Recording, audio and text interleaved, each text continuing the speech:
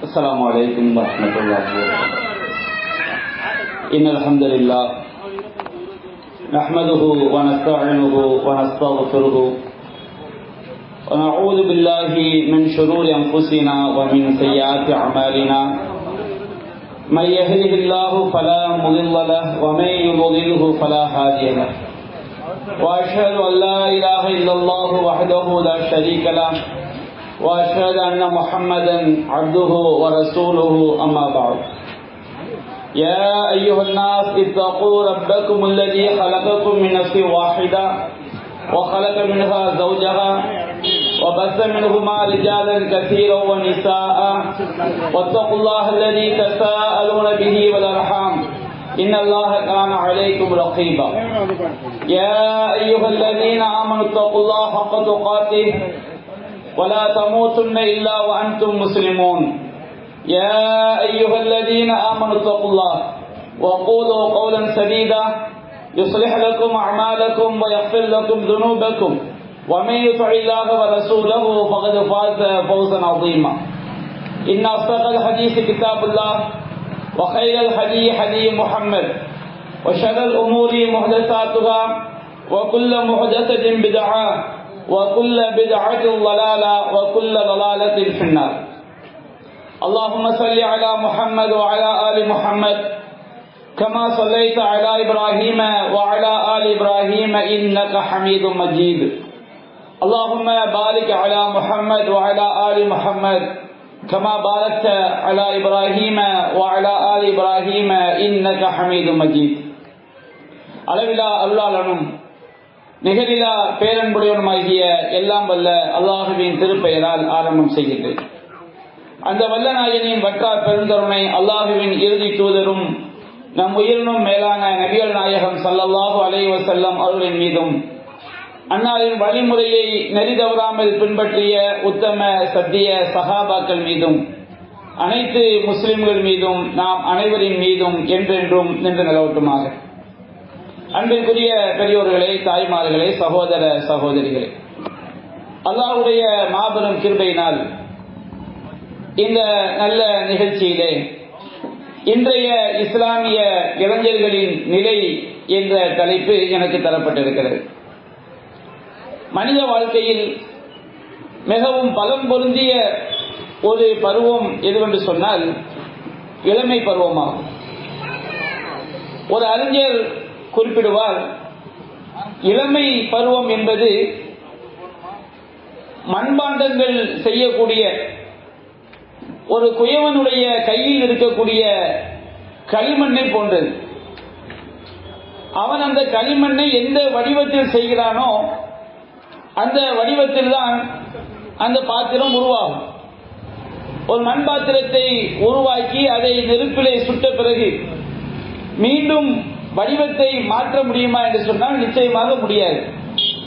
அதுபோன்று ஒருவன் இளமை பருவத்திலே எவ்வாறு உருவாக்கப்படுகிறானோ அதுபோன்றுதான் அவனுடைய வாழ்க்கை அமையும், அவனுடைய வாழ்க்கை கொண்டு செல்லப்படும்.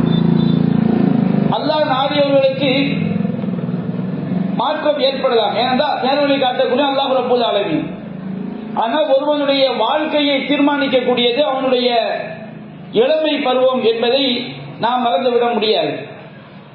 அல்லாஹ் ரப்பல் ஆலமீன் திருமறை குர்ஆனில் கூறுகின்றான், வல்லாஹு ஹலகக்கும் மின் லஅஃபின், அல்லாஹ் உங்களை பலவீனத்திலிருந்து படைத்தான். மனிதன் பிறக்கும் பொழுது, குழந்தையாக இருக்கும் பொழுது அவனுக்கு எந்த விதமான ஆற்றலும் கிடையாது. முழுக்க முழுக்க தாயை சார்ந்திருக்கக்கூடியவனாகத்தான் மனிதன் இருந்தான். எல்லா மனிதர்களும் அப்படித்தான்.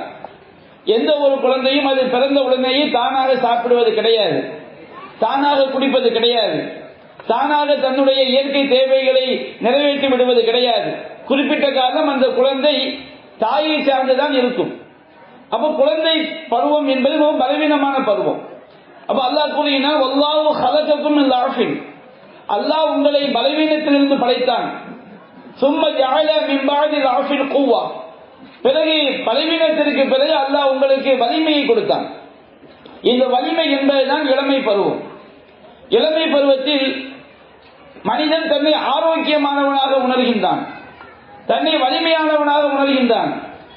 நாம் இந்த உலகத்திலே நிரந்தரமாக வாழப் போகிறோம் என்ற அளவிற்கு அவனுடைய இளமை அவனை எண்ண வைக்கின்றது. அல்லாஹ் கூறுகின்றான், சும்ம ஜஅல மின் பஅதி குவ்வத்தின் லஅஃபன் வ ஷைபா.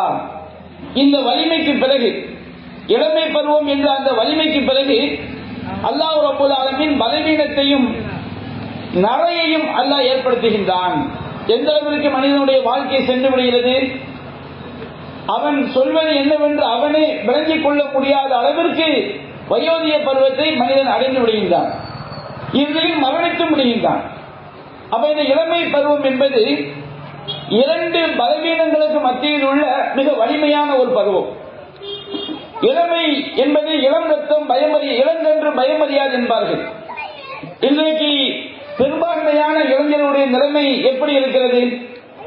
இளங்கன்று பயமறியாது என்று சொல்வது போல் அந்த இளமை பருவத்தை நன்மையான காரியங்களில் அவர்கள் பயன்படுத்துகிறார்களா? பெற்றோருக்கு பணிவிடை செய்வது, மார்க்கத்தை பின்பற்றுவது, நல்ல விஷயங்களை மக்களுக்கு எடுத்துச் சொல்வது, தீமையான காரியங்களை தடுப்பது, தொழுகையை நிலைநாட்டுவது என்பது போன்ற நன்மையான காரியங்களில் இளமை பருவத்தை பயன்படுத்துகிறார்கள் என்று நிச்சயமாக இல்லை. இளமை பருவத்தில் அதிகமானவர்கள் போதைக்கு அடிமையாக இருப்பதை பார்க்கிறோம். மதுவுக்கு அடிமை, போதைக்கு அடிமை. இளமை என்றாலே அவர்கள் இதுபோன்று போதைப் பொருட்களை, மதுவையும் போதையையும் சாப்பிட்டால்தான் இளமை பருவத்தை நாம் முறையாக கழித்திருக்கின்றோம் என்கின்ற அளவிற்கு இன்றைக்கு அதிகமான இளைஞர்கள் மதுவில் அவர்கள் மூழ்கி திளைக்கின்றார்கள். அதே போன்று புகை பழக்கத்தில் அவர்கள் மூழ்கி திளைக்கின்றார்கள். இளம்பெண்களை எடுத்துக்கொண்டால் இன்றைக்கு அதிகமான இளம்பெண்களுக்கு ஒரு 10ஆம் வகுப்புல இருந்து திருமணம் முடித்து இளமை பருவத்தோடு இருக்கக்கூடிய இளம்பெண்களை எடுத்துக்கொண்டால் அதிகமானவர்களுக்கு இன்றைக்கு வலைத்தளங்கள்ல பேஸ்புக், யூடியூப், இன்ஸ்டாகிராம், வாட்ஸ்அப் என்று அதிலேயே மூழ்கி கிடக்கக்கூடிய ஒரு சமுதாயமாக இளம்பெண்களுடைய சமுதாயம் மாறி இருப்பதை பார்க்கிறோம். தங்களுடைய உடல் அழகையும் அங்க அலங்காரங்களையும் மற்றவர்களுக்கு இணையதளங்கள் மூலமாக, சமூக வலைத்தளங்கள் மூலமாக காட்டக்கூடிய கலாச்சாரம் இன்றைக்கு பரவலாக இளம் பெண்களுக்கு மத்தியில் பரவி வரக்கூடிய ஒரு காட்சியும் பார்க்கிறோம். சாதாரணமான ஒரு உணவு தயாரிக்கக்கூடிய ஒரு செய்தியாக இருந்தால் கூட அதிலே கூட ஒரு அழகான பெண்ணை காட்டினால்தான் அதை பார்ப்பார்கள். அதிகமானவர்கள் பார்த்தால் நமக்கு யூடியூப்ல காசு கிடைக்கும், பேஸ்புக்கில் நமக்கு பணம் சம்பாதிக்கலாம், இணையதளம் மூலமாக சம்பாதிக்கலாம் என்பதற்காக ரோஷம் கட்டு தன்னுடைய இளம் மனைவியை அதுபோன்ற காட்சிகளிலே நடிக்க வைத்து சம்பாதிக்கக்கூடிய கூட்டங்களையும் பார்க்கிறோம். இந்த பெண்ணும் அதற்கு ஒத்து போகின்றாள். அந்த இளம் பருவத்தில் உள்ள அவருடைய கணவனும் அதை செய்யுமாறு மனைவியை நிர்பந்திக்கின்றான். அது மட்டுமல்ல, இன்றைக்கு வீட்டிற்குள் குத்தாட்டம் போட்டு அதை வீடியோவாக எடுத்து வெளியில் பரப்பக்கூடிய இஸ்லாமிய சமுதாயத்தை சேர்ந்த சில பெண்களையும் நாம் கேள்விப்படுகின்றோம். இப்படியெல்லாம் இந்த இளமை பருவத்தில் இளைஞர்களும் இளம் பெண்களும் மார்க்கத்தை அறியாமல் நாம் எங்கே செல்ல போகிறோம், நம்முடைய இறுதி நிலை என்ன, அதற்கு நாம் எவ்வாறு வாழ வேண்டும் என்பதையெல்லாம் அறியாமல் ஏதோ மனம் போன போக்கில் வாழக்கூடிய காட்சியைத்தான் இன்றைய உலகத்தில் பார்க்கிறோம். ஒரு குறிப்பிட்ட எல்லைக்கு போன பிறகு பெற்றோர்கள் கதறக்கூடிய நிலை, பெற்றோர்கள் பதறக்கூடிய நிலை. பிள்ளை வீடியோ கேமுக்கு அடிமையாகிவிட்டான், என்னுடைய பிள்ளை வீட்டை விட்டு படிதாண்டி அந்நியனோடு ஓடி போய்விட்டது, எங்களுடைய மானமெல்லாம் வெளியே காற்றில் பறந்து விட்டது என்றெல்லாம் பல்வேறு விதமான கவலைகள் ஒரு குறிப்பிட்ட காலகட்டத்தில் ஏற்படக்கூடிய செய்திகளை எல்லாம் நாம் அன்றாடம் கேள்விப்படுகின்றோம்.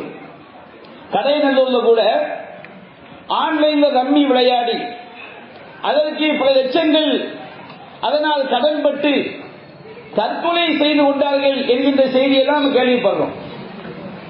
இதற்கெல்லாம் என்ன காரணம்? கணவன் தற்கொலை செய்து கொள்கின்றான். ஏனப்பா அவர்கள் வீட்டில் தற்கொலை செய்து கொண்டார்கள்? நம்முடைய மார்க்கத்தில் தற்கொலை என்பது மிகப்பெரிய பாவமாக கருதப்படுகிறது.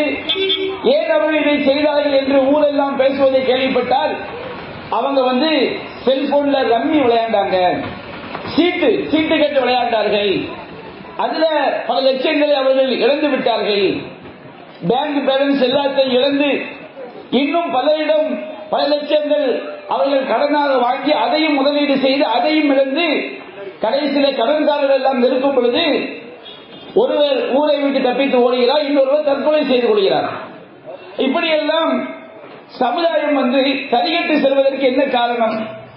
இளமை பருவத்தில் மனம் போன போக்கில் வாழ்வதற்கு என்ன காரணம்? படைத்த இறைவனை பற்றிய பயம். மார்க்கம் என்ன சொல்கிறது? இறைவன் அல்லாஹ் நம்மை எதற்காக இந்த உலகத்தில் படைத்திருக்கின்றான் என்பதை பற்றிய அக்கறை இல்லாத காரணத்தினால்தான் இது போன்ற சீரழிவுகள் எல்லாம் சமுதாயத்தில் ஏற்படுகிறது. அல்லாஹ் ரப்பல் ஆலமீன் திருமறை குர்ஆனிலே பல இளைஞர்களின் வரலாறுகளை அல்லாஹ் சொல்லி காட்டுகிறான். இப்ராஹிம் அலைஹிஸ்ஸலாம் அவர்கள் நபியாக தேர்ந்தெடுக்கப்பட்டது இளமை பருவத்தில் தான். இப்ராஹிம் அலைஹிஸ்ஸலாம் அவர்கள் அல்லாஹ் ரப்பல் ஆலமீன் இப்ராஹிம் நபியை பற்றி அல்லாஹ் சொல்லி காட்டுகின்றான். லகத் கான லக்கும் உஸ்வத்துன் ஹஸனத்துன் ஃபீ இப்ராஹிம் வல்லதீன மஅஹு. இப்ராஹிம் அலைஹிஸ்ஸலாம் அவர்களிடமும் அவர்களோடு இருந்தார்களே இஸ்மாயில் அலைஹிஸ்ஸலாம், அன்னை சாரா அலைஹிஸ்ஸலாம், ஹாஜிர் அலைஹிஸ்ஸலாம், இஸ்ஹாக் அலைஹிஸ்ஸலாம், இன்னும் ஈமான் கொண்ட மக்கள், இப்ராஹிம் நபியோடு இருந்த அந்த ஈமான் கொண்ட மக்களிடத்திலே உங்களுக்கு அழகிய முன்மாதிரி இருக்கிறது. நீங்க அவருடைய வாழ்க்கையை ரோல் மாடலாக அவர்கள் எப்படி வாழ்ந்தார்களோ அதுபோன்று நீங்கள் உங்கள் வாழ்க்கையை அமைத்துக் கொள்ள வேண்டும் என்று அல்லாஹ் சொல்லி காட்டுகின்றான். மற்றொரு வசனத்தில் அல்லாஹ் குறிப்பிடும் பொழுது இப்ராஹிம் இல்லாமன் சஃபிய நஃப்ஸஹு, தன்னையே மூடனாக்கி கொண்டவனை தவிர யார் இப்ராஹிம் நபி வழியை பின்பற்றவில்லையோ, இப்ராஹிம் நபி மார்க்கத்துக்கு மாற்றமாக செயல்படுகிறானோ அவன் தன்னைத்தானே முட்டாளாக்கி கொண்டான். யாரும் நம்ம கட்டி எடுத்து நம்ம கழுத்தை அறுக்க மாட்டோம். அப்படி ஒரு அறுக்கலாம் வச்சுக்கிடுங்க, விஷத்தை எடுத்து ஒரு சாப்பிடலாம் வச்சுக்கிடுங்க, அல்லது தீ எடுத்து அவனே தன்னை சுட்டுக் கொள்ளான்னு சொன்னால் பெரும்பாலும் பைத்தியங்கள் செய்வாங்க, அல்லது தற்கொலை செய்து கொள்ளக்கூடியவன் செய்வான். ஒரு சிந்தனையாளர் நல்ல நிலையில் இருக்கக்கூடியவன் யாரும் தன்னைத்தானே தனக்கு ஏற்படக்கூடிய பாதிப்புகளை தன்னைத்தானே முட்டாளாக்கக்கூடிய காரியங்களை செய்ய மாட்டார்கள். அப்ப அல்லாஹ் சொல்லியிருந்தான், இப்ராஹிம இல்லாமன் சஃபிய நஃப்ஸஹு, எவன் தன்னைத்தானே மூடனாக்கி கொண்டானோ முட்டாளாக்கி கொண்டானோ அவனை தவிர வேறு யாரும் இப்ராஹிமுடைய வழிமுறையை புறக்கணிக்க மாட்டார்கள். அப்ப இப்ராஹிம் அலைஹிஸ்ஸலாம் அவங்களுடைய வாழ்க்கை நமக்கு முன்மாதிரி வாழ்க்கை. அந்த இப்ராஹிம் நபியுடைய இளமை பருவம் எப்படி இருந்தது? தன்னுடைய சமுதாயம், இப்ராஹிம் நபியுடைய சமுதாயம் இறைவனுக்கு இணை வைக்கக்கூடிய காரியங்கள் மூழ்கி கிடக்கும் பொழுது அந்த இணை வைப்புக்கு எதிராக அவர்கள் எடுத்து சொன்னார்கள். இப்ராஹிம் நபியுடைய சமுதாயம் நட்சத்திரங்களை வணங்கி கொண்டிருந்தார்கள். ஒவ்வொரு நட்சத்திரத்திற்கும் ஒரு உருவத்தை கொடுத்து அதை சிலையாக ஆக்கி அந்த சிலைகளை வழிபட்டார்கள். சூரியனை வழிபட்டார்கள், சந்திரனை வழிபட்டார்கள். இவையெல்லாம் இறைவன் ஆக முடியாது, இவையெல்லாம் இறைவனுடைய படைப்பிடங்கள், நீங்கள் அவற்றுக்கு வணக்கங்களை செய்யாதீர்கள், உங்களை படைத்த இறைவனுக்கு நீங்கள் வணக்கங்களை செய்யுங்கள் என்று ஏகத்துவ கொள்கையை இளமை பருவத்தில் புரிந்து அறிந்து அவர்கள் மக்களுக்கு அதை எடுத்து சொன்னார்கள். அல்லாஹ் ஒரு காலகட்டத்திலே தன்னுடைய சமுதாய மக்கள் விளங்கிக் கொள்ள வேண்டும் என்பதற்காக அவர்கள் என்ன செய்து விடுகின்றார்கள், அவர்கள் வணங்கிக் கொண்டிருந்த அந்த விக்கிரகங்களை எல்லாம் அவர்கள் உடை தெரிகிறார்கள், பெரிய விக்கிரகத்தை மட்டும் விட்டு விடுகிறார்கள். அப்பொழுது மக்கள் எல்லாம் பேசிக் கொள்கிறார்கள்,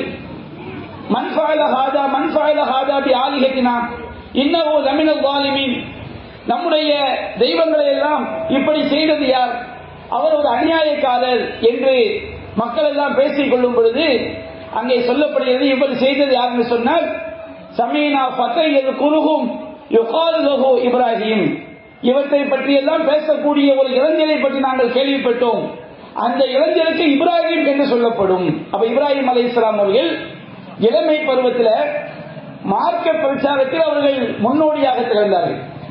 நபி மூசா அலைஹிஸ்ஸலாம் அவர்களை பற்றி அல்லாஹ் குறிப்பிடுகின்றான், நபி யூசுப் அலைஹிஸ்ஸலாம் அவர்களை பற்றி அல்லாஹ் குறிப்பிடுகின்றான்.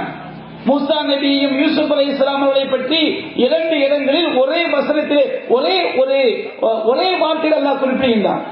ஃபலம்மா பலகா சுத்தஹு, அவர் இளமை பருவத்தை அடைந்த போது ஆதைனாஹு ஹுக்மன் வ இல்மா, அவருக்கு நாம் ஞானத்தையும் கல்வியையும் கொடுத்தோம் என்று அல்லாஹ் சொல்லி காட்டுகிறான். மூசா நபிக்கும் இப்படித்தான் அல்லாஹ் குறிப்பிடுகின்றான். யூசுப் அலைஹிஸ்ஸலாம் அவர்களை பற்றி அல்லாஹ் குறிப்பிடும் பொழுது ஃபலம்மா பலகா சுத்தஹு ஆதைனாஹு ஹுக்மன் வ இல்மா, அவர் தன்னுடைய வலிமையான பருவத்தை அடைந்த போது அவருக்கு நாம் ஞானத்தையும் கல்வியையும் கொடுத்தோம் என்று அல்லாஹ் குறிப்பிடுகின்றான். அப்ப நபிமார்கள் எல்லாம் இளமை பருவத்தில் மார்க்க ஞானம் மிக்கவர்களாக தேர்ந்தெடுக்கின்றார்கள், கல்வி ஞானம் மிக்கவர்களாக தேர்ந்தெடுக்கின்றார்கள். இன்றைக்கு இளைஞர்கள் அப்படி இருக்கிறாங்களா? இளைஞர்கள் இன்றைக்கு இளைஞர்கள்ட்ட போய் தனிப்பட்ட முறையில் பேசும் பொழுது சில இளைஞர்கள் சொன்னதாக இந்த தாவாக்கு செல்லக்கூடிய நம்முடைய சகோதரர்கள் குறிப்பிட்டாங்க. உங்களுக்கு மறுமையில என்னன்னு தெரியுமா? மறுமையுடைய அடையாளம் தெரியுமா? நம்ம சமுதாயத்தில் உள்ள இளைஞர்களுக்கு தெரியவில்லை. ஈமானுடைய கடமைகள் தெரியுமா? சமுதாயத்தில் உள்ள இளைஞர்களுக்கு அதிகமானவர்கள் தெரியவில்லை. இஸ்லாத்தின் கடமைகள் தெரியுமா? தெரியவில்லை. எத்தனை தொழுகை எப்படி தொழ வேண்டும் என்று தெரியுமா? தொழுகையுடைய சட்டங்கள் தெரியுமா? எதுவுமே தெரியாத தருதலைகளாக இன்னைக்கு பிள்ளைங்க இருக்கிறாங்க. எந்த அளவிற்கு வீட்டை விட்டு வெளியே வந்தோம்னா பக்கத்து வீட்டுல ஒரு 10 வயசு பையன் ஒரு கொடியை ஜன்னல்ல கட்டி வைக்கிறான். அது என்ன கொடின்னு உங்களுக்கு தெரியும். அப்போ இந்த அளவிற்கு ஒரு சினிமா கூத்தாடி புதிதாக கட்சி ஆரம்பிச்சிருக்காரா இல்லையா? அந்த கூத்தாடியுடைய கட்சி கொடியை ஒரு 10 வயசு பையன் வீட்டில் கட்டி வைக்கிறான்னு சொன்னோம்னா இன்றைக்கு பிள்ளைகளுக்கு என்ன போதிக்கப்படுகிறது? மார்க்கம் போதிக்கப்படுகிறதா? மார்க்கத்துடைய ஒழுக்கம் போதிக்கப்படுகிறதா? இளைஞர்கள் எப்படி தடுமாறுகிறார்கள் என்பதை நாம் சற்று சிந்திக்க கடமைப்பட்டிருக்கிறோம். ஒரு சமுதாயத்தில் இளைஞர்கள் சீர்திருத்தப்படவில்லை என்று சொன்னால், இளம் பெண்கள் சீர்திருத்தப்படவில்லை என்று சொன்னால் அந்த சமுதாயம் சீரழிந்த சமுதாயமாக, யாராலும் காப்பாற்ற முடியாத சமுதாயமாக, தன்னுடைய கொள்கையை தொலைக்கக்கூடிய சமுதாயமாக மாறிவிடும் என்பதில் எந்த விதமான மாற்று கருத்தும் கிடையாது. ஏன்னா அல்லாஹ் சொல்லி காட்டான், இன்னல்லாஹ லா யுகையிரு மா பிகௌமின் ஹத்தா யுகையிரு மா பி அன்ஃபுஸிஹிம். ஒரு சமுதாயம் தன்னுடைய நிலையை மாற்றிக் கொள்ளாதவரை அந்த சமுதாயத்தின் நிலையை அல்லாஹ் மாற்ற மாட்டான். ஒரு பாவத்தில் மூழ்கி இருக்கக்கூடிய சமுதாயம் அந்த பாவத்தை விட்டும் அவர்கள் திரும்பி வெளியேறி அல்லாஹ்வுக்கு அடிபணியக்கூடிய சமுதாயமாக மாறாதவரை அந்த சமுதாயத்தின் மீது விதித்த இழிவை அல்லாஹ் மாற்ற மாட்டான். ஒரு சமுதாயம் இறைவனுக்கு கட்டுப்பட்ட, இறைவனுக்கு அஞ்சக்கூடிய சமுதாயமாக இருக்கின்றவரை அந்த சமுதாயத்திற்கு கொடுத்த கண்ணியத்தை, உயர்வை, பாதுகாப்பை ஒருபோதும் அல்லாஹ் மாற்ற மாட்டான். அப்ப நம்முடைய பாதுகாப்பும் நம்முடைய உயர்வும் அல்லாஹ்வுடைய நாட்டப்படி நம்முடைய கையில் தான் இருக்கிறது. இளைஞர் சமுதாயம் ஒரு சமுதாயத்தில் பெரும்பான்மை இளைஞர்கள் தான், அதிகமானவர்கள் இளம் பருவத்தினர் தான் இருப்பார்கள். அப்ப அந்த இளைஞர்கள் ஒரு சமுதாயத்தில் சீரழிந்து விட்டால் ஒட்டுமொத்த சமுதாயமும் சீரழியக்கூடிய நிலை ஏற்படும் என்பதை காட்டுகிறது. இன்றைக்கு நாம ஸ்பெயின் அப்படின்னு சொல்றோம். ஸ்பெயின் ஒரு நாடு. அந்த நாடு ஏறத்தாழ 900 ஆண்டுகளுக்கு முன்பாக தாரிக் இப்னு அப்துல் அசீஸ் என்ற ஒரு மார்க்க அறிஞரால், ஒரு பரிசாரகரால் வெற்றி கொள்ளப்படுகிறது. வெற்றி கொள்ளப்பட்டு 900 ஆண்டுகள் அது ஒரு இஸ்லாமிய நாடு, ஸ்பெயின் நாடு என்பது. ஆனால் இன்றைக்கு ஸ்பெயின் நாடு என்பது இஸ்லாம் முழுக்க 100% இஸ்லாமியர்கள் வாழ்ந்த நாடு. இஸ்லாம் அழிக்கப்பட்டு இன்றைக்கு அது கிறிஸ்தவ நாடாக, அதிகம் இஸ்லாம் வளர்ந்து வரக்கூடிய நாடாக அங்கே இருக்கிறது. ஸ்பெயின் நாட்டில் போய் நீங்க பாத்தீங்கன்னு சொன்னோம்னா அங்க உள்ள சர்ச்சைகள் எல்லாம் பள்ளிவாசல் வடிவத்தில் இருக்கும். அங்க உள்ள மக்கள் எல்லாம் கிறிஸ்தவர்களாக இருப்பார்கள். அவங்களுடைய பேரை கேட்டோம்னா அப்துல்லா, யூசுப், ஆமீனா அப்படிதான் இருக்கும். ஆனால் அவர்கள் சிலை வழிபாடு செய்யக்கூடிய மக்களாக இருப்பார்கள். அப்ப அந்த ஸ்பெயின் நாடு இஸ்லாத்தை விட்டு எப்படி அழிக்கப்பட்டது? அந்த மக்கள் அந்த நாட்டில் குர்ஆனை அவர்கள் அழித்தார்களா, ஹதீஸை அழித்தார்களா? அப்படி அல்ல. அந்த நாட்டில் இஸ்லாமிய சமுதாயத்திற்கு மத்தியில் ஆபாசமும் மதுவும் அங்கே அப்படியே அதிகமாக படரவிடப்பட்டது. மக்கள் மதுவுக்கு அடிமையானார்கள். ஆண்களும் பெண்களும் மதுவுக்கு அடிமையானார்கள். ஆண்களும் பெண்களும் ஆபாசத்திற்கு அடிமையானார்கள். இன்றைக்கு நீங்க பாருங்க, ஒரு பெண் வீட்டில் தன்னை கணவனுக்காக அலங்கரித்துக் கொள்வதை விட வெளியே செல்லும் போது தன்னை அந்நிய ஆண்கள் பார்த்து ரசிக்க வேண்டும் என்பதற்காக அலங்கரித்துக் கொள்வதற்கு அதிக அவள் சிரமப்படுகிறாள். இப்படிதான் சமுதாயத்தில் ஆபாசம் நுழைகிறது. அப்ப அந்த ஸ்பெயின் நாட்டில் மது பழக்கம், அங்கே ஆண்களும் பெண்களும் மதுவிற்கு அவர்கள் அடிமையானார்கள். மிக குறைந்த விலைகளில் அங்கங்கே ஈஸியாக மது கிடைக்கக்கூடிய கலாச்சாரம் உண்டாக்கப்பட்டது. ஆபாசத்திற்கு அடிமையானார்கள். அசிங்கமான சினிமாக்கள், 24 மணி நேரமும் எங்கு பார்த்தாலும் அசிங்கத்தையே பார்க்கக்கூடிய அசிங்கமே சிந்தனையில் நம்முடைய பாங்கே முடிந்த பிறகு உரை தொடரும். அப்போ ஸ்பெயின் நாட்டில் மக்களுக்கு மத்தியில் மது பழக்கம் சர்வ சாதாரணமாக இளைஞர்களுக்கு மத்தியில், இளம் பெண்களுக்கு மத்தியில் அவர்கள் மிக இலகுவாக மதுவிற்கு அடிமையாக்கப்பட்டார்கள், ஆபாசத்திற்கு அடிமையாக்கப்பட்டார்கள், புகைப்பழக்கத்திற்கு அடிமையாக்கப்பட்டார்கள்.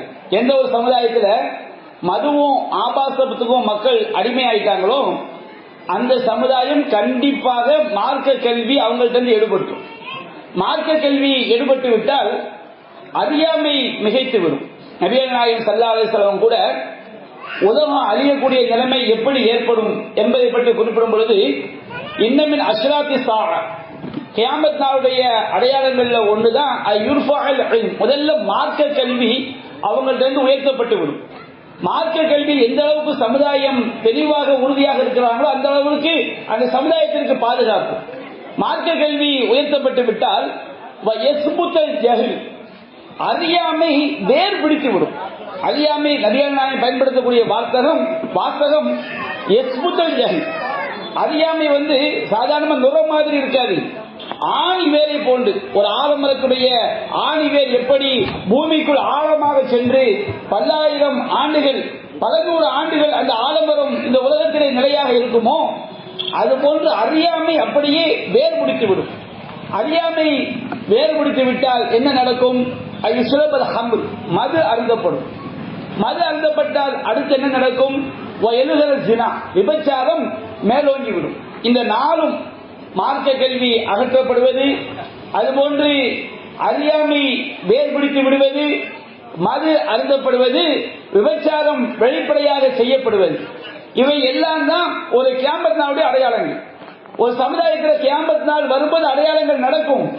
ஆனால் எந்த சமுதாயத்தில் இந்த 4 அடையாளங்களும் வந்துவிட்டதோ அந்த சமுதாயம் அழிவை நோக்கி செல்லக்கூடிய சமுதாயமாக அது மாறிவிடும். இதிலிருந்து எப்படி நம்மை தற்காத்துக் கொள்வது? இன்றைக்கு இளமை பருவத்தில் நம்ம மறுமையில நாம் சொர்க்கத்திற்கு செல்லக்கூடிய மக்களாக, நரகத்தை விட்டு நம்மை தற்காத்துக் கொள்ளக்கூடிய மக்களாக நாம் மாற வேண்டும் என்று சொன்னால், ஆபாசங்களை விட்டு நம்மை நாம் பாதுகாத்துக் கொள்ள வேண்டும் என்றால் அதற்கு இஸ்லாம் சொல்லக்கூடிய முதலாவது அடிப்படை அல்லாஹ்வை அஞ்சி ஹராமானதை பார்ப்பதை விட்டும் நம்முடைய பார்வையை நாம் தடுத்துக் கொள்வது. ஒவ்வொரு இளைஞனும் இந்த முயற்சிக்கு வல்லன்னு வச்சுக்கிடுங்க. நாம தனிமையில் இருந்தாலும் சரி, எங்க இருந்தாலும் சரி, இஸ்லாம் எதை பார்க்க கூடாது என்று தடுத்திருக்குதோ, எதை ஹராம் என்று இஸ்லாம் சொல்லி இருக்குதோ அதை விட்டு நம்முடைய கண்களை நாம் பாதுகாத்துக் கொண்டால் நம்முடைய உள்ளம் பாதுகாக்கப்படும். உள்ளம் பரிசுத்தமாகிவிடும் என்று சொன்னால் நாம நம்மை இந்த உலகத்திலும் பாதுகாத்துக் கொள்ளலாம், மறுமையிலும் நாம் வெற்றி பெற்ற மக்களாக ஆகலாம். திருமலை குர்ஆன் அதைத்தான் நமக்கு சொல்லி காட்டுகிறது. ஆண்களுக்கும் அல்லாஹ் சொல்கிறான், பெண்களுக்கும் அல்லாஹ் சொல்கிறான். திருமலை குர்ஆன் அல்லாஹ் கூறுகின்றான், குல்லில் மூமினீன அயகுல்லூ மின் அப்சாரிஹிம் வயஹ்ஃபது ஃபுரூஜஹும் ذلك அஸ்கா லஹும் வல்லாஹு கபீரும் பிமா யஸ்னஊன். அல்லாஹ் சொல்லிய நபியே, அல்லாஹ்வை நம்பிக்கை கொண்ட ஆண்களுக்கு சொல்லுங்கள். இது இளமை பருவத்தில் உள்ள எல்லா ஆண்களையும், முதுமை பருவத்தில் உள்ள எல்லா ஆண்களையும், அல்லாஹ்வை நம்பிக்கை கொண்ட எல்லா ஆண்களையும் எடுத்துக்கொள்ளும். அப்ப அல்லாஹ் கூறுகின்றான், நபியே நீங்கள் இறை நம்பிக்கை கொண்ட ஆண்களுக்கு சொல்லுங்கள், அவர்கள் தங்கள் பார்வையை பாதுகாத்துக் கொள்ள வேண்டும், அவர்கள் தங்கள் பார்வையை தாழ்த்திக் கொள்ள வேண்டும். பார்வையை தாழ்த்திக் கொள்ள வேண்டும். பார்வையை தாழ்த்திக் கொண்டால் அதனுடைய விளைவு என்ன? அவர் தங்கள் கற்புகளையும் பாதுகாத்துக் கொள்ள வேண்டும். அப்ப கற்பை பாதுகாத்துக் கொள்வதற்கு ஒரு மனிதன் தவறான எண்ணத்தில் தவறான காரியத்தில் விழாமல் இருப்பதற்கு அவன் பாதுகாக்க வேண்டியது, முதலில் பாதுகாக்க வேண்டியது பார்வையை பாதுகாத்தால் தான் நம்முடைய ஒழுக்கத்தை, நாம் கற்பொழுக்கத்தை பாதுகாக்க முடியும். அதுதான் நமக்கு பரிசுத்தமானது. அல்லாஹ் அந்த வசனத்தை முடிக்கும் போது சொல்கிறான், வல்லாஹு ஹபீரும் பிமா யஸ்னஊன். நீங்கள் செய்யக்கூடிய அனைத்தையும் அல்லாஹ் கண்காணித்துக் கொண்டிருக்கிறான். இந்த பயம் இல்லைன்னு வச்சுக்கிடுங்க, பார்வையை பாதுகாக்க முடியாது. 4 பேருக்கு மத்தியில தன்னை நல்லவனை போன்று காட்டக்கூடியவன் அல்லாஹ்வை அஞ்சவில்லை என்று சொன்னால் அவன் தனிமையில் இருக்கும் பொழுது அயோக்கியனாக மாறிவிடுவான்.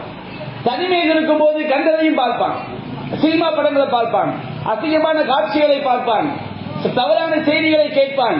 கேட்கும் போது உள்ளம் கோளாறாயும், உள்ளம் கெட்டு போச்சுன்னு வச்சுக்கிடுங்க, அவன் ஒரு உண்மையான இறையடியானாக தன்னை சீர்திருத்திக் கொள்ளக்கூடியவனாக உண்மையிலே மாற முடியாது.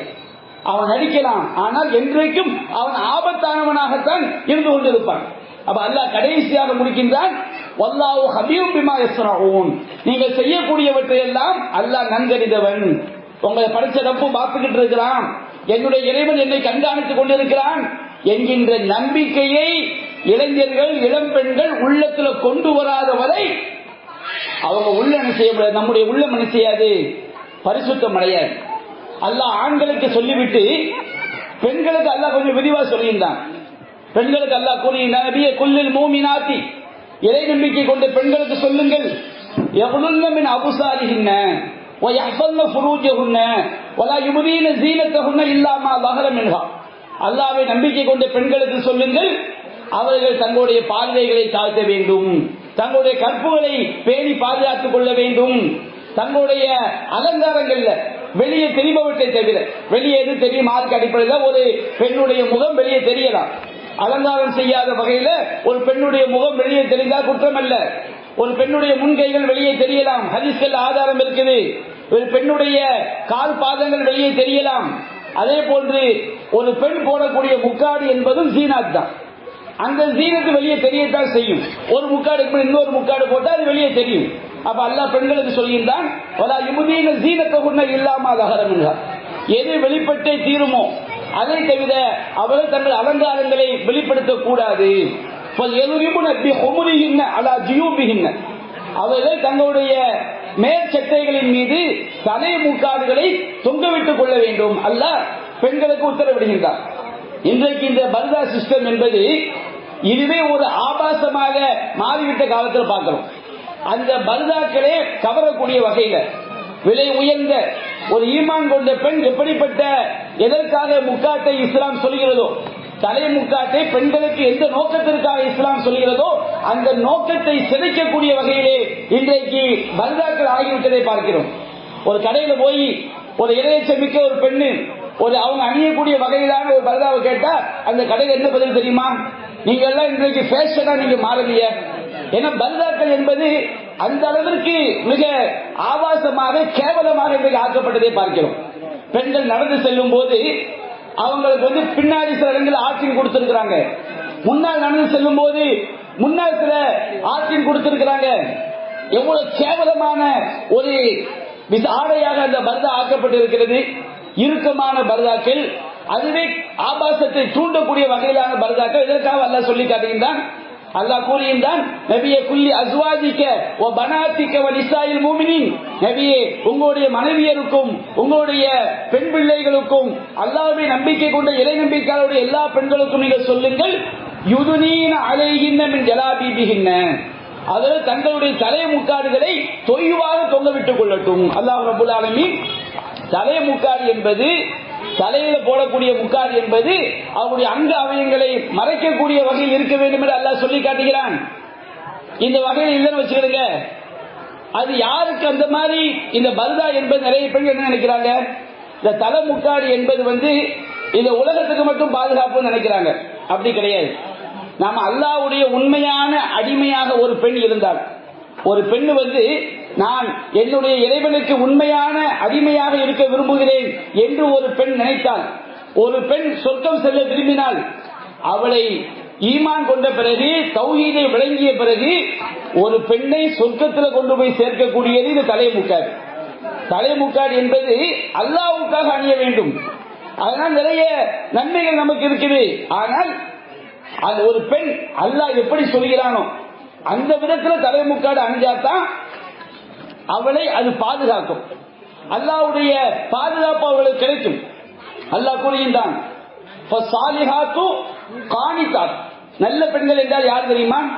பொதுவாக நல்ல பெண்கள்னா ஐங்கால தொழுகையை தொழக்கூடிய பெண்கள் எல்லாம் நல்ல பெண்கள் அப்படி முடிவுக்கு வருவோம். ஒரு மூமினா இருந்தா, ஆணா இருந்தாலும் பெண்ணா இருந்தாலும் ஐங்கால தொழுகையை தொழுவதாக ஆகும்.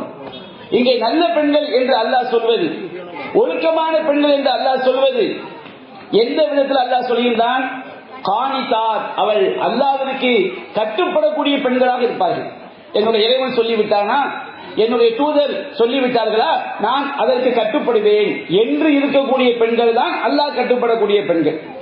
ஹாஃபிலாத்துல் கைபி பிமா ஹஃபிலல்லாஹ், அல்லாஹ்வுடைய பாதுகாப்பை கொண்டு குர்ஆனிலேயும் சுன்னாவிலேயும் ஒரு பெண் தன்னை எப்படி பாதுகாத்துக் கொள்ள வேண்டும் என்று அல்லாஹ் சொல்லி காட்டுகிறான். அந்த அல்லாஹ்வுடைய பாதுகாப்பை கொண்டு தனிமையில் இருக்கும் பொழுது அல்லது கணவன் இல்லாமல் இருக்கும் பொழுது தன்னை பாதுகாத்துக் கொள்ளக்கூடிய பெண் தான் சாலிகான பெண், நல்லொழுக்கமுடைய பெண் என்று அல்லாஹ் திருமறை குர்ஆன் சொல்லி காட்டுறான். அப்ப இந்த பெண்களுக்கு அல்லாஹ் சொல்லியிருந்தான், வலா யுபதீன ஸீனத்தஹுன்ன இல்லா லிபுஊலத்திஹின்ன, அவங்களுடைய அலங்காரங்கள் பர்தா அணியாம இருக்கிறது, வீட்டுக்குள்ள இருப்பாங்க. அந்த பர்தா முக்காடு தலைமுக்காடு அணியாம ஒரு பெண் எங்கே எல்லாம் இருக்கலாம்? தன்னுடைய கணவனுக்கு முன்னால் அவள் தலைமுக்காடு அணியாமல் இருக்கலாம். தன்னுடைய கணவனுக்கு அவள் அலங்காரத்தை வெளிப்படுத்தலாம். அதாவது தலைமுக்காடு அணியாமல் இருப்பது. தங்களுடைய பெற்றெடுத்த தந்தையருக்கு முன்னால், பாப்பமார்களுக்கு முன்னால் ஆண்களுக்கு அல்லாஹ் சொல்லி காட்டலாம். தன்னுடைய தந்தையர்களுக்கு முன்னால் அவள் தன்னுடைய அலங்காரத்தை வெளிப்படுத்தலாம். தந்தையரை தவிர மற்றவர்களுக்கு முன்னால் வெளிப்படுத்த கூடாது. அப்புறம் என்ன அர்த்தம்? முக்காடு அணியாமல் இருக்கலாம். அபனாயிகின்ன, அதே போன்று ஆபாயி பௌலத்திகின்ன, கணவனுடைய தந்தைமார்கள். கணவனுடைய தந்தைமார்கள் யாரு? மாமனார். ஒரு மாமனாருக்கு முன்னாடி ஒரு பெண்ணு முக்காடு அணியாமல் இருந்தால் அது தப்பு கிடையாது. அப்போ அபனாயிகின்ன, அவர்கள் பெற்றெடுத்த ஆண் மக்கள். ஒரு பெண்ணு அவங்க பெற்றெடுத்த தன்னுடைய தான் பெற்ற மகன்களுக்கு முன்னாடி அவள் முக்காடு அணியாமல் இருக்கலாம். அடுத்து அல்லாஹ் சொல்லி காட்டுகின்றான், அதே போன்று அவருடைய உடன் பிறந்த சகோதரர்கள். ஒரு பெண்ணு தன்னுடைய உடன் பிறந்த அண்ணன் தம்பி இவங்களுக்கு முன்னாடி முக்காடு அணியாமல் இருக்கலாம். பனி இஹ்வானிகின்ன, அதே போன்று சகோதரர்களுடைய உடன் பிறந்த அக்கா தங்கச்சி உடன் பிறந்த அண்ணன் தம்பி இருக்காங்களா இல்லையா, அவங்களுடைய ஆண் மக்கள். அவங்களுடைய ஆண் மக்களுக்கு முன்னாடி ஒரு பெண்ணை செய்யலாம், முக்காடு அணியாமல் இருக்கலாம். பனி அகவாத்திகின்ன, உடன் பிறந்த அக்கா தங்கச்சியுடைய ஆண் மகன்கள், அவங்களுக்கு முன்னாடி ஒரு பெண்ணை செய்யலாம், முக்காடு அணியாமல் ஒரு பெண் இருக்கலாம். அடுத்து அல்லாஹ் சொல்லியிருந்தான், தங்களை போன்ற ஏனைய பெண்களுக்கு மத்தியில் அவர்கள் முக்காடு அணிய பெண்கள் மற்றும் சபையில் இருக்கிறாங்க, அங்க முக்காடு அணியாமல் இருந்து கொள்ளலாம். அவுமா மலகத் ஐமானுகுன்ன, நபிகள் நாயகம் காலத்துல வழக்கரம் சொந்தமாக்கி கொண்டு அடிமைகள் இருந்தார்கள். அப்போ ஒரு பெண்ணுக்கு சொந்தமாக ஒரு அடிமை இருந்தான் என்று சொன்னால் அந்த அடிமைக்கு முன்னாடி ஒரு பெண் முக்காடு அணியாமல் இருந்து கொள்ளலாம். இன்றைக்கு அடிமை முறை என்பது கிடையாது. அது தாபிஈன கைரி முதல் 20 ரிஜால், ஆண்கள்ல பெண்கள் மீது எந்த ஆசையும் இல்லாத வயோதிக பருவத்தை அடைந்த ஆண்கள் பணியாளர்களாக இருந்தார், சுற்றி வரக்கூடியவங்களா இருந்தார். சிலர் அந்நிய ஆண்களா இருப்பாங்க, ஆனா ரொம்ப வயோதிக பருவத்தை அடைஞ்சிருவாங்க. பெண்கள் மேல் அவங்களுக்கு எந்த தவறான நோக்கமும் ஏற்படுவதற்கு, ஆசையும் ஏற்படுவதற்கு வாய்ப்பே இல்லை. அந்த மாதிரி உங்களை சுற்றி வரக்கூடிய வயோதிக பருவத்தை அடைந்த பெண்கள் மீது நாட்டம் இல்லாத பணியாளர்கள், அது திஃபுல்லதீன லம் யல்ஹரு அலா அவ்ராத்தி நிசா, பெண்களுடைய அந்தரங்கங்களை பற்றி அறியாத குழந்தைகள். ஒரு பையன் ஒரு 7-8 வயசு வர்ற வரைக்கும், அல்லது சின்ன குழந்தையா இருக்கும் போது ஒரு பெண்ணை பற்றி அவனுக்கு எந்த அறிவும் இருக்காது. அப்ப அந்த மாதிரி பெண்களுடைய அந்தரங்கங்களை பற்றி அறியாத குழந்தைகளா இருந்தாங்க சொன்னோம்னா, அவங்க அந்நிய குழந்தைகளா இருந்தா அவங்க முன்னாடி செஞ்சுக்கலாம், முக்காடு அணியாமல் இருந்து கொள்ளலாம். இதெல்லாம் அல்லாஹ் சொல்லிவிட்டு அல்லாஹ் குறிப்பிடுகின்றான், ஃபலா யலுரிபுன, அவர்கள் ஃபலா யலுரிபுன பி அர்ஜுலிஹின்ன லியுலமமா யுக்ஸீன மின் ஸீனத்திஹின்ன, தாங்கள் மறைத்திருக்கும் அலங்காரங்கள் அறியப்பட வேண்டும் என்பதற்காக கால்களை தட்டி தட்டி அவர்கள் நடக்க வேண்டாம். இந்த மாதிரி அடுத்தவங்களுக்கு சிக்னல் கொடுக்கிற விதமா அவங்க அன்றைய காலத்தில் கொலுசு அணிந்திருப்பார்கள். அதன் மூலமாக கால்களை தட்டி நடந்து தவறான எண்ணம் உடையவர்களுக்கு தவறான சிக்னல் கொடுப்பாங்க. அந்த மாதிரி அவர்கள் நடந்து கொள்ள வேண்டாம். தூபு இலல்லாஹி ஜமீஆ, அல்லாஹ் சொல்லி காட்டுகின்றான், இறை நம்பிக்கையாளர்களே நீங்கள் அனைவரும் அல்லாஹ்வை நோக்கி திரும்பி விடுங்கள், லஅல்லக்கும் துஃப்லிஹூன், நீங்கள் வெற்றி அடைவீர்கள். இந்த ஒழுக்கங்கள் எல்லாம் இன்றைக்கு இஸ்லாமிய பெண்களுக்கு மத்தியில் எத்தனை பெண்கள் பேணுகின்றார்கள்? இதெல்லாம் நம்முடைய சமுதாயத்தை பாதுகாக்கக்கூடியது, தவறான எண்ணங்களிலிருந்து நம்முடைய உள்ளத்தை பாதுகாக்கக்கூடியது. நபிகள் நாயகம் ஸல்லல்லாஹு அலைஹி வஸல்லம் சொன்னாங்க, இந்த தலைமுக்காடு என்பது ஒரு பெண்ணுக்கு மறுமையில எவ்வளவு பெரிய பாக்கியம் செஞ்சு பாருங்க. மறுமையில எவ்வளவு பெரிய பாக்கியம் இந்த தலைமுக்காடு. நபிகள் நாயகம் சொல்லி காட்டினாங்க, சின்பானி மின் அஹ்லின்னார் லம் அரஹுமா, ரெண்டு சாரார் இருக்கிறார்கள், அவர்கள் நரகவாதிகள், அவர்களை நான் இந்த உலகத்தில் நபிகள் நாயகம் வாழும் போது பார்க்கவில்லை. ரெண்டு சாரார் இருக்கிறாங்க, அவங்க கன்ஃபார்மா அவங்க நரகவாதிகள். நபிகள் நாயகம் வாழும் போது அந்த கூட்டம் தோன்றவில்லை. ஒரு கூட்டம் என்ன தெரியுமா? கௌமுன் மாவும் சியாத்துன் எலிமூன பிஹன் நாஸ், மாவும் சியாத்துன் கதுனாபில் பக்கர், மாட்டினுடைய வாழை மாதிரி சாட்டை வச்சிருப்பாங்க. மாட்டு வால் எப்படி இருக்கு அது மாதிரி சாட்டைகளை வைத்துக் கொண்டு மனிதர்களை அடிப்பார்கள். அப்படி ஒரு கூட்டம் தோன்றி இருக்கலாம், அது எதிர்கால தோன்றலாம். நபிகள் நாயகம் சொல்வது கண்டிப்பா நடக்கும். இந்த கூட்டம் கன்ஃபார்மா நரகம், அவங்க கன்ஃபார்மா நரகம். இன்னொரு கூட்டம் யார் தெரியுமா? நபிகள் நாயகம் சொன்னாங்க, காசியாத்துன் ஆரியாத்துன் மாயிலாத்துன் முமீலாத்துன், ஆடை அணிந்தும் நிர்வாணமாக இருக்கக்கூடிய பெண்கள், மாயிலாத்துன் ஒய்யாரமாக தழுக்கிக் கொண்டு அலங்கரித்துக் கொண்டு செல்லக்கூடிய பெண்கள், முமீலாத்துன் பிற ஆண்களை சாய்ப்பதற்காக, பிற ஆண்களை ஈர்ப்பதற்காக வெளியில் சுற்றித் திரியக்கூடிய பெண்கள், ருஊசு உன்னக அஸ்ரிமத்துல் புகுத், அவங்களுடைய தலையை பார்த்தோம்னா ஒட்டக திமிழ் மாதிரி இருக்குமா, தலை தூக்கி வச்சிருப்பாங்க, பின்னாடி தலையை தூக்கி நிற்கும். இந்த பெண்கள் என்ன செய்வார்கள்? இந்த ரெண்டு சாலா இருக்கிறாங்க பாருங்க, இவர்கள் லா யதுகுல்னல் ஜன்னா, ஒருபோதும் சொர்க்கம் நுழைய மாட்டார்கள். நபிகள் சொல்லி காட்டுறாங்க. இந்த மாதிரி ஒரு பெண்ணு நடந்து கொண்டால் ஆடை அணிந்து நிர்வாணம், ஆடை அணிந்து நிர்வாணம் என்ன அர்த்தம்? முக்காடு பேருக்கு இருக்கும், உடம்போடு ஒட்டி கொள்ளக்கூடிய ஆடைகள் எல்லாம் இருக்குது. அவங்களுடைய அந்தரங்கங்களை படம் பிடித்து காட்டக்கூடிய ஆடைகள்லாம் இருக்குது. பேருக்கு நானும் முக்காடு போடுறேன்னு சொல்லிட்டு முக்காடு போட்டு வருவாங்க, இறுக்கமான ஆடையா இருக்கும். அல்லது நீங்க திருமண சபைகள்ல போனா தெரியும், திருமண வீடு என்பது இந்த மாதிரி பாவம் நடக்கக்கூடிய இடங்களுக்கு போனாலே நாமளும் பாவியாயிரும். அல்லாஹ் குர்ஆன் சொல்லி காட்டலாம், அன்கிதா சமீத்தும் ஆயாத்தில்லாஹி யுஃபர் பிஹா வ யுஸ்தஹஸு பிஹா ஃபலா தகூது மாஹும் ஹத்தா யகூலு ஃபீ ஹதீஸின் கைரி. அல்லாஹ்வுடைய வசனங்கள் மறுக்கப்படக்கூடிய சபைகளை கண்டால், கேலி செய்யப்படக்கூடிய சபைகளை கண்டால் அவர்கள் வேறு காரியத்தில் ஈடுபடும் வரை அவர்களோடு அமராதீர்கள்.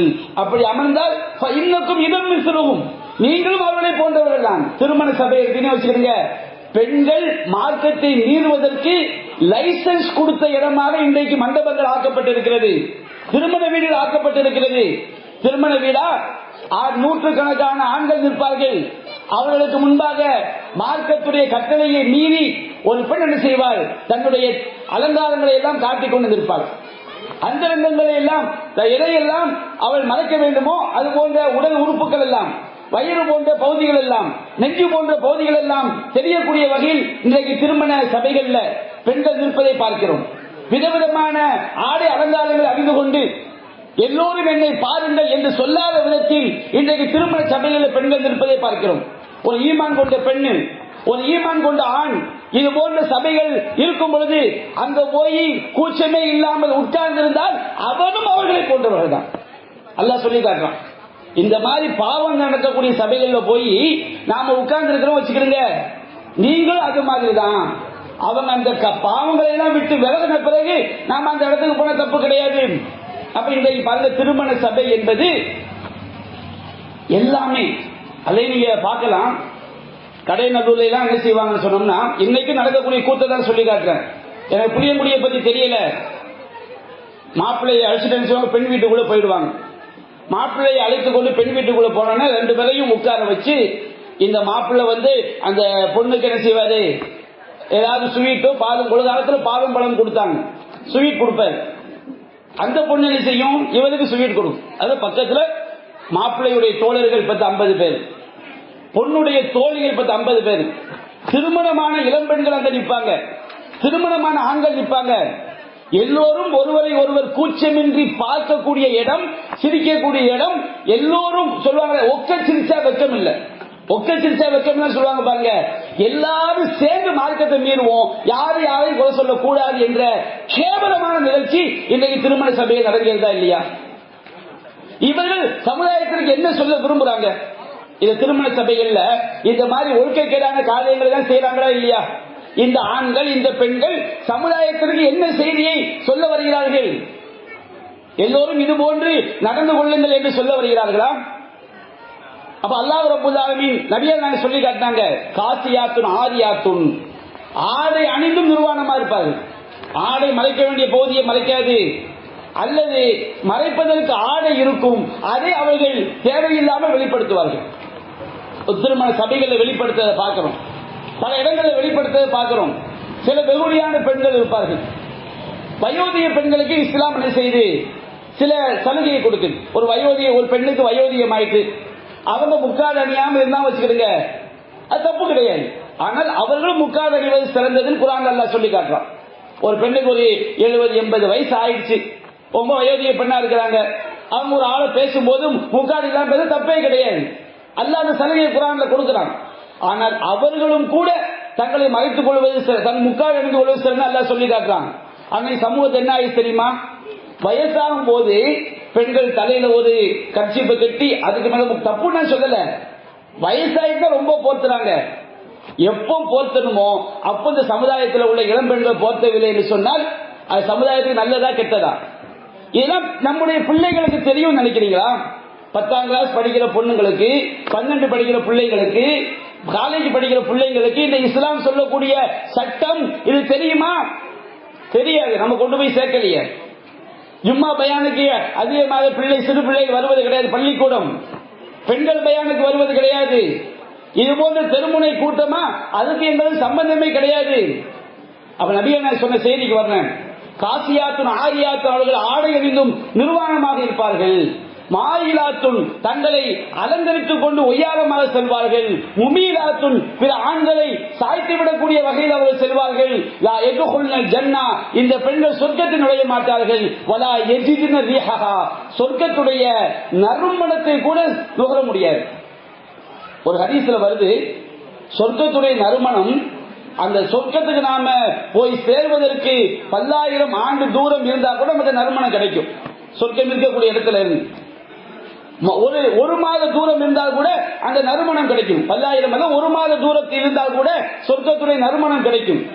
இந்த பெண்கள் அந்த நறுமணத்தை கூட நுகர முடியாது, நரகத்துடைய அடித்தட்டில் இருப்பாங்க.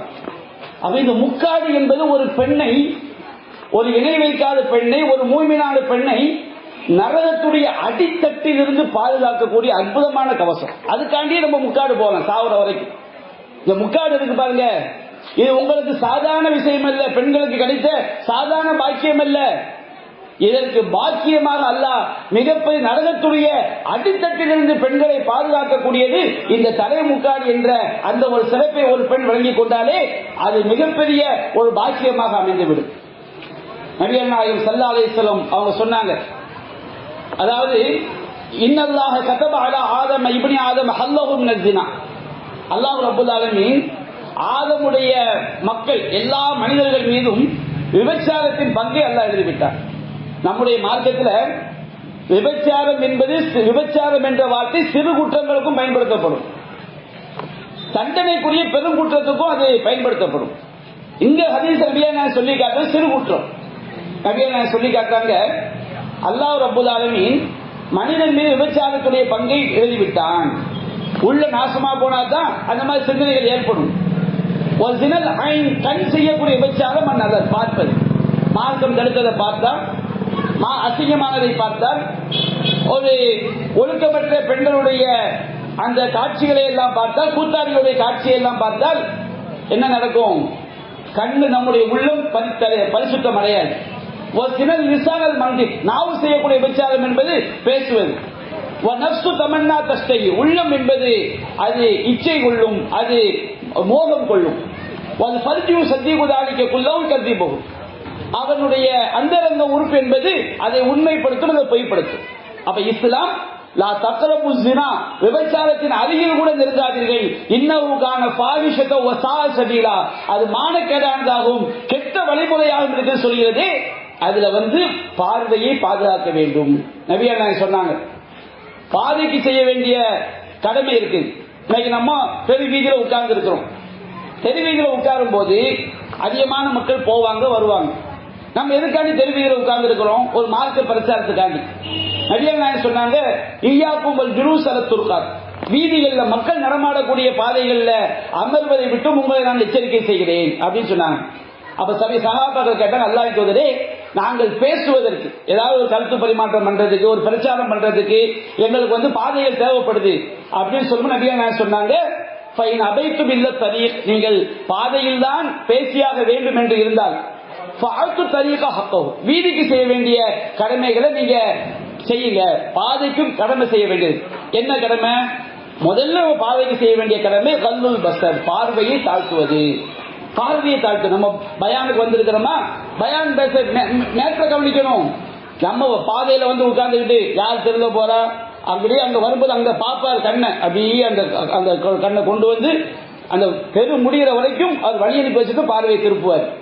இது என்ன செய்யும்? தவறான உள்ளத்தை நாசமாக்கணும். வீதிக்கு விட்டீர்களா, பார்வையை தாழ்த்துங்கள். வீதியிலிருந்து 4 பேர் பேசுறோமா, அங்க அந்நிய பெண்கள் போவார்கள், பார்வையை தாழ்த்துருங்க. தேவையில்லாம நீங்க செய்யாதீங்க, பார்க்க கூடாது. கஃபுல் அதா, நீங்கள் வீதியில நோயை தரக்கூடிய பொருட்களை அகற்றுங்கள். ரத்துஸ்ஸலாம், பெருக்கு வந்துட்டோமா, நமக்கு விரும்பினவன் வருவான், விரும்பாதவன் வருவான். ஒருத்தனை கண்ட சலாத்துக்கு பதில் சொல்லாம முகத்தை திருப்புறது, இந்த கேள்வி இதெல்லாம் மார்க்கத்துக்கு மாற்றம். யாரு சலாம் சொன்னாலும் சலாத்துக்கு பதில் சொல்லுங்கள். அம்ருன் பில் மஅரூஃப், நன்மையை ஏவுங்கள். நம்ம எதுக்கு தெருல மீட்டிங் போட்டுருக்கோம்? அம்ருன் பில் மஅரூஃப் வ நஹ்யுன் அனில் முன்கர், நன்மையை ஏவுங்கள், தீமையை தடுங்கள். ஒரு தெருல இருக்கிறோம் சொன்னோம்னா நன்மை ஏவுறதுக்கான தெருக்கு வரலாம், தீமையை தடுக்கிறதுக்கான தெருக்கு வரலாம். ஒரு தெருக்கு வந்துட்டோமா சலாத்துக்கு பதில் சொல்லணும், பார்வையை தாழ்த்தணும். அப்ப இந்த பார்வையை தாழ்த்துதல் என்பது நம்முடைய உள்ளத்தை பாதுகாக்கக்கூடியது. இதுதான் எல்லாத்துக்கும் மைய கருவாக இருக்கிறது. நபிகள் நாயகம் ஸல்லல்லாஹு அலைஹி வஸல்லம் அவங்கள்ட்ட கேட்கப்படுது, அல்லாஹ்வின் தூதரே, நபிகள் நாயகம் காலத்துல சஹாபி பெண்கள் நபிகள் நாயகம் ஒன்றை சொல்லும்போது ரசூலுல்லாஹ் பார்த்திருக்கிறாங்க. முக்காடானா பள்ளிக்கு வருவாங்க, ஒரு பயான் பேசும்போது நபிகள் நாயகத்தை அவங்க செஞ்சிருக்காங்க, நோக்கி கேள்வி கேட்டிருக்காங்க, ரசூலுல்லாஹ் பார்த்திருக்காங்க. ஒரு கடைக்கு போறோம், கடைக்காரரை பார்த்து தான் ஒரு பொருளை கேட்க முடியும். ஆனால் எந்த ஒரு ஆணாக இருந்தாலும் எந்த ஒரு பெண்ணாக இருந்தாலும் தேவையற்ற பார்வைகளை தாழ்த்திக் கொள்ள வேண்டும். நபிகள் நாயகம் கேட்கப்படுது, அல்லாஹ்வின் தூதரே, என்னுடைய பார்வை யதார்த்தமாக ஒருவர் மீது பட்டு விட்டதா, என்ன செய்ய வேண்டும்? அமரணி அஸ்ரிஃப பஸரி, என்னுடைய பார்வையை நான் திருப்ப வேண்டும். நம்ம தேவையில்லாத ஒரு பெண்கள் போறாங்களா, நம்முடைய பார்வை யதார்த்தமாக பட்டு விட்டது என்றால் பார்வையை திருப்புறதுதான் அதற்குரிய பரிகாரம் நபிகள் நாயகம் சொல்லி காட்டினாங்க. இது ஒரு விஷயம். இன்றைக்கு பார்க்கிறோம், இளைஞர்கள் மதுவுல மூழ்கி கிடக்கக்கூடிய காரியத்தை பார்க்கிறோம். இந்த மது என்பது என்ன, நம்முடைய இஸ்லாமிய மார்க்கம் என்பது நம்முடைய உயிரை பாதுகாக்கக்கூடிய சட்டங்கள், இஸ்லாத்துடைய ஒட்டுமொத்த சட்டங்கள் எடுத்துக்கிட்டீங்கன்னா, இந்த மனித குலத்துக்கு இஸ்லாம் சொல்லுது, நீங்க இஸ்லாத்தை ஏற்றுக்கொண்டால், இந்த மனித சமுதாயம் இஸ்லாத்தை பின்பற்றினால் நம்முடைய உயிருக்கு இஸ்லாமிய சட்டங்கள் பாதுகாப்பு வழங்குது. நம்முடைய மார்க்கத்துக்கு, நம்முடைய கொள்கையை பாதுகாக்கிறதுக்கு இஸ்லாமிய சட்டங்கள் பாதுகாப்பு வழங்குது. நம்முடைய அறிவு பாதுகாக்கிறதுக்கு இஸ்லாமிய சட்டங்கள் பாதுகாப்பு வழங்குது. நம்முடைய செல்வத்தை பாதுகாப்பதற்கு இஸ்லாமிய சட்டங்கள் பாதுகாப்பு வழங்குது. நம்முடைய மானத்தை பாதுகாக்கிறதுக்கு இஸ்லாமிய சட்டங்கள் பாதுகாப்பு வழங்குது. இந்த மனித சமுதாயம் அல்லாஹ்வுடைய சட்டத்தை முழுக்க முழுக்க பின்பற்றினால் அவருடைய உயிர், மானம், அறிவு, செல்வம், அதே போன்று எல்லாமே என்ன செய்யப்படும்? பாதுகாக்கப்படும். ஆனா இந்த மது இருக்கு பாருங்க, மது போதை எல்லாத்தையும் அழிச்சிடும். அவனுடைய உயிருக்கு, உடல் நலனுக்கு அது மிகப்பெரிய கேடு விளைவிப்பதை பார்க்கிறோம். அவனுடைய மானத்துக்கு கேடு விளைவிப்பதை பார்க்கிறோம். சாராயம் குடிச்சிட்டு அவனுக்கு தாய்க்கும் தாரத்துக்கும் வித்தியாசம் தெரியாது கிடையாது. பச்சை பிள்ளைக்கும் யாருக்கும் வித்தியாசம் கிடையாது. ரொம்ப கேடு கெட்டவனாக மனிதனை மிருகமாக மாற்றக்கூடியது இந்த மது என்பது. இன்னைக்கு தமிழகத்தில் நடக்கக்கூடிய ஏராளமான குற்றங்களுக்கு என்ன காரணம்? மது. மது வெள்ளமாக திறந்து விடப்பட்டிருக்கிறது. டாஸ்மாக் ஆங்காங்கே திறந்து வைக்கப்பட்டிருக்கிறது. அதிகமான தமிழக மக்கள் மதுவிலே குடிகாரர்களாக, குடியர்களாக மாறி இருப்பதை பார்க்கிறோம். பல பகுதிகளில் பெண்களும் மாறி இருப்பதை பார்க்கிறோம். அல்லாஹ் ரப்பல் ஆலமீன் மற்றவர்களோடு ஒப்பிடும்போது நம்ம சமுதாயத்தை கொஞ்சம் பாதுகாத்திருக்கிறான். ஆனால் இந்த சமுதாயத்தில் உள்ள ஆண்களும் இளைஞர்களும் பெருமளவில் மதுவிற்கு அடிமையாகி மதுவில் சீரழியக்கூடிய காட்சியை நாம் பார்க்கிறோம். இந்த மது அவனுடைய மானத்தை பாதிக்குது, அவனுடைய உடல் நலத்தை பாதிக்குது, அவனை அறிவிலக்கை செய்து விடுகிறது, அவனுடைய செல்வத்தை பாதிக்கிறது, எல்லாவற்றையும் கேடு விளைவிக்கக்கூடிய ஒரு பானமாக இந்த மது போதை இருப்பதை பார்க்கிறோம். இந்த எந்த அளவிற்கு சின்ன சிறுவர்கள் கூட இந்த மது போதைக்கு அடிமையாக பார்க்கிறோம். எப்படி கண்டுபிடிக்கலாம்? உங்க பிள்ளையை கண்காணிங்க. உங்க பிள்ளை உங்களோடு பேசுறதை குறைச்சுக்கிட்டானா, உங்க பிள்ளை எப்போதும் அதிகமா தூங்குறான்னு சொன்னோம்னா, உங்களுடைய பிள்ளைகள் உங்களை விட்டும் தன்னை தனிமைப்படுத்திக் கொள்கிறான்னு சொன்னால், வீட்டில் தேவையில்லாம அதிகமான பணம் திருடு போகுதுன்னு சொன்னோம்னா, உங்க பிள்ளையுடைய கையில அதிகமான பணம் புலந்ததுன்னு சொன்னோம்னா, பிள்ளைகளை கண்காணிங்க. கண்டிப்பா அவன் என்ன செய்திருக்கின்றான்? போதைக்கு அடிமையா இருக்கிறான். பாப்பமாட்ட பேசுறதுக்கு கூச்சப்படுறான். நீங்க எல்லாம் தூங்குன பிறகு வீட்டுக்குள்ள வர்றான். நீங்க எல்லாம் தூங்குறதுக்கு முன்னாடியே எனி டைம் சோர்வாவே இருக்கிறான், எனி டைம் பித்து பிடிச்ச மாதிரியே இருப்பான். அந்த மாதிரி இருந்தா வச்சுக்கிடுங்க, அவன் கஞ்சாக்கு அல்லது சாராயத்துக்கு அடிமையா இருக்கிறான். அவன் கையில் அதிகமா பணம் புழங்குதுன்னு வச்சுக்கிடுங்க, ஏதோ இந்த மதுக்காண்டி கஞ்சாக்காண்டி தவறான முறையில் சம்பாதிக்கிறான், ஒன்று கொள்ளை அடிக்கிறான். நிறைய வீடியோக்களை பாருங்களேன், நிறைய வீடியோக்களை இளைஞர்கள் ஒரு 50 வயசு அம்மா தெருல போகும்போது கழுத்துல கிடக்கிற செயினை பிடிச்சி இழுக்கிறான். 100 அடி போனாலும் சரி அவன் இழுத்துக்கொண்டே அந்த செயின் அக்கிற கையில கிடைக்கிற வரைக்கும் இழுத்துக்கொண்டே சொன்னான். இவனை போய் பாருங்க, எதுக்குற அந்த அநியாயப்பட கேட்டு பாருங்க. தண்ணி அடிக்கிறது, கஞ்சா அடிக்கிறது, பெரிய பெரிய பைக்கில் சுத்துறதுக்கு, சோமுகமான வாழ்க்கையை வாழ்வதற்கு இந்த இளைஞர்கள் இப்படி தடிகட்டு போவதற்கு என்ன காரணம்? அல்லாஹ்வுடைய மார்க்கம் என்ன சொல்லுது என்பது தெரியவில்லை. அல்லாஹ் சொல்கிறான், நபியே எங்க மக்களுக்கு சொல்லுங்கள், இன்னமல் ஹம்ரு வல் மைசிரு வல் அன்சாபு வல் அஸ்லாமு ரிஜ்சும் மின் அமலி ஷைத்தான். நிச்சயமாக மது, சூதாட்டம், விக்கிரக வழிபாடு, ஜோசியம் பார்ப்பது இவையெல்லாம் அசுத்தங்கள், சைத்தானுடைய காரியங்கள். அல்லாஹ் சொல்லி காட்டுகின்றான். இவற்றை எல்லாம் விட்டு நீங்கள் விலகிக் கொள்ளுங்கள், மதுவை விட்டு விலகிக் கொள்ளுங்கள், சூதாட்டத்தை விட்டு விலகிக் கொள்ளுங்கள், நீங்கள் வெற்றி அடைவீர்கள். இன்னமா யுரீது ஷைத்தானும் மதுவின் மூலமாகவும் சூதாட்டத்தின் மூலமாகவும் உங்களுக்கு மத்தியில் பகைமையும் வெறுப்பையும் உண்டாக்குவதற்கு சைத்தான் ஆடுகின்றான். உங்களை அல்லாஹ்வுடைய நினைவை விட்டும் தடுப்பதற்கும் தொழுகையை விட்டும் தடுப்பதற்கும் சைத்தான் ஆடுகிறான். நீங்கள் விலகிக் கொள்ள மாட்டீர்களா? அதை கேட்கிறான். நமக்கு ஒரு பாவமான சிந்தனை வரும்போது படைத்த இறைவன் கண்காணித்துக் கொண்டிருக்கிறான் அப்படிங்கிற எண்ணம் வந்துன்னு வச்சுக்கோங்க, அவன் பாவத்தை செய்ய மாட்டான். ஒரு கடையில் ஒரு ஆள் வியாபாரம் பண்றாரு, அவர் மார்க்கம் தெரிஞ்சிருக்கிறாரு, ஒரு கலப்பட பொருளை கொடுக்கிறது ஒரு மனசு பயப்படும். அல்லாஹ் நம்மளை கண்காணிச்சுக்கிட்டு இருக்கிறான். ஒரு பாவத்தை செய்யறதுக்கு ஒருவருடைய உள்ளம் அஞ்ச வேண்டும் என்றால் அல்லாஹ்வுடைய நினைவு அந்த உள்ளத்தில் இருக்கும். அலாபி விக்ரில்லாஹி தத்பைனல் குலூப். அல்லாஹ்வுடைய நினைவால் தான் உள்ளங்கள் நிம்மதி அடைகிறது. அல்லாஹ்வுடைய பயம், அல்லாஹ்வுடைய நினைவு இல்லைன்னு வச்சுக்கிடுங்க, நம்ம பாவத்தை விட்டு விலகிக் கொள்ளவே முடியாது. இந்த இறை நினைவை தடுப்பது தெரியுமா? மது. இந்த கஞ்சா போதைக்கு அடிமையாதான் வச்சுக்கிடுங்க, அல்லாஹ் பற்றிய எந்த பயமும் அவங்களுக்கு வராது. எந்த பாவத்தை செஞ்சாலும் சரி, அவன் பெற்றெடுத்த தாயை கூட கொலை செய்வதற்கு துணிவான், பெற்றெடுத்த தந்தையை கூட கொள்வதற்கு துணிவான். அந்த மதுவிற்கு அடிமையாகி விட்டார். சமூகத்தில் பார்க்கிறோம். பெற்றெடுத்த கட்டிய மனைவியை கூட நடுத்தரவில் விட்டுவிட்டு செல்வான். எவ்வளவு அசிங்கத்தையும் அவன் செய்வதற்கு துணிவான். இந்த மதுவும் போதை பொருட்களும் அவ்வளவு பெரிய நாசத்தை உண்டாக்கும். அல்லாஹ் ரப்பல் ஆலமீன் நமக்கு இதை தடுக்க இஸ்லாம் தடுக்கிறது. நபியாக சொன்னார்கள், குல்லு முஸ்கிரின் ஹராம், போதை தரக்கூடிய அனைத்துமே ஹராம். சரி, இந்த உலகத்தில் ஒருவன் மது அருந்துறான், அவனுக்கு என்ன மாதிரி சாபம் உண்டாகும்? நிறைய நான் சொல்லி காட்டாங்க. மது விஷயத்துல ரசூல்ல சபிச்ச மாதிரி எதையும் சபிக்கலங்க. வட்டியை கூட சொல்லும் போது ஆக்கிலர் ரிபா மூக்கிலகும் காத்திபவும் ஷாகிதை, வட்டி வாங்கக்கூடியவன், வட்டி கொடுக்கக்கூடியவன், அதற்கு கணக்கு எழுதக்கூடியவன், அதற்கு சாட்சி கையெழுத்து போடக்கூடிய 2 பேர் சபிக்கப்பட்டவர் சொன்னாங்க. இந்த மதுவுக்கு என்ன சொன்னாங்க தெரியுமா? நபிகள் நாயகம் சொன்னார்கள், லஅன ரசூலுல்லாஹி ஸல்லல்லாஹு அலைஹி வஸல்லம் அல் ஹம்ர். நபிகள் நாயகம் மதுவை சபித்தார்கள். மதுவை குடிக்கிறது நமக்கு எந்த நன்மையும் விளைய போவது கிடையாது, அது சாபத்துக்குரியது. ஷாரிபஹா அந்த மதுவை குடிப்பவன், சாக்கியகா அந்த மதுவை புகட்டுபவன், ஆசிரகா அந்த மதுவை தயாரிப்பவன், மூத்தசிரகா அந்த மதுவை தயாரிக்குமாறு கோருபவன், பாயாகா அந்த மதுவை விற்பவன், முபுத்தாகா அந்த மதுவை வாங்குபவன், அதே போன்று ஹாமிலகா அந்த மதுவை சுமந்து கொண்டு செல்பவன், மஹ்மூலத்திலே யாருக்காக அந்த மது சுமந்து செல்லப்படுகிறதோ அவன் ஒருவன் மதுவை சுமந்து போறான், அவனும் சாபத்திற்குரியவன், அவனை நபிகள் நாயகம் சபித்தார்கள். யாருக்காக அந்த மது சுமந்து செல்லப்படுகிறதோ அவனையும் சபித்தார்கள். ஆக்கிரு சமனகா அந்த மது விட்ட கூலியை திங்கக்கூடியவன், இவர் அனைவருமே நபிகள் நாயகம் சபித்தார்கள். மது என்பது நல்லதே கிடையாது. அப்ப அவ்வளவு கேடானது இந்த மது. அப்ப இந்த மதுவை விட்டு இளைஞர்களை பாதுகாக்க வேண்டும்.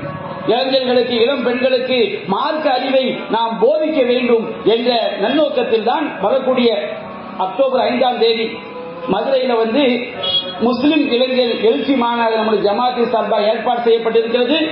இந்த மாநாட்டை முன்னிட்டு இளைஞர்களுக்கு மத்தியில், முஸ்லிம் இஸ்லாம் இளைஞர்களுக்கு மத்தியில் மார்க்க சிந்தனையை உருவாக்க வேண்டும், தவறான பாதைகளை விட்டு இளைஞர் சமுதாயத்தை மீட்டெடுக்க வேண்டும் என்ற நன்னோக்கத்திலே நம்முடைய ஜமாத் பல்வேறு பிரச்சார பணிகளை மேற்கொண்டு வருகிறது. அல்லாஹ் ரப்பல் ஆலமீன் நம்முடைய சமுதாயத்தில் உள்ள இளைஞர்களையும் இளம் பெண்களையும் எல்லோரையும் வழிகேட்டிலிருந்து பாதுகாத்து சொர்க்கத்துக்குரிய மக்களாக நம் அனைவரையும் ஆக்கி அருள் புரிவானாக. வாஹிர் தஅவானா அல்ஹம்துலில்லாஹி ரப்பில் ஆலமீன்.